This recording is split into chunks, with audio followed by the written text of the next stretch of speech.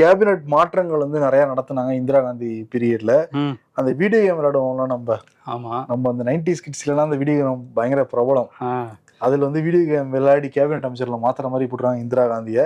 நிறைய இந்திரா காந்தி கார்ட்டூன் வந்திருக்கு. இந்திரா காந்தி அவங்க சர்வாதிகாரி எல்லாம் வந்து சொல்லுவாங்கல்ல, எமர்ஜென்சி கொண்டு வந்தாங்க அப்படிங்கிற டைம்ல நம்ம வந்து கடுமையான கார்ட்டூன்கள்லாம் போடப்பட்டுட்டு இருந்தது. ஆமா.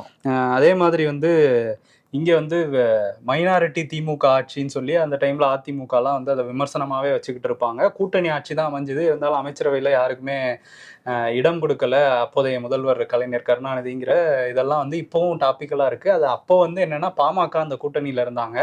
ராமதாஸ் வந்து குடைச்சல் கொடுத்துக்கிட்டே இருந்தாரு அப்படிங்கிறதுனால அதை காட்டுற வகையில கருணாநிதி மேல ஃபுல்லா நிறைய அம்புகளா விடப்பட்ட, அதுவும் முதுகுல ஃபுல்லா அம்புகளா விடப்பட்டிருக்கு. இன்னும் வச்சிருக்காரு, அம்பு ஸ்டாக் வச்சிருக்காரு ராமதாஸ். அந்த மாதிரியான ஒரு கார்ட்டூனு. கூட வில்லும் வச்சிருக்காரு.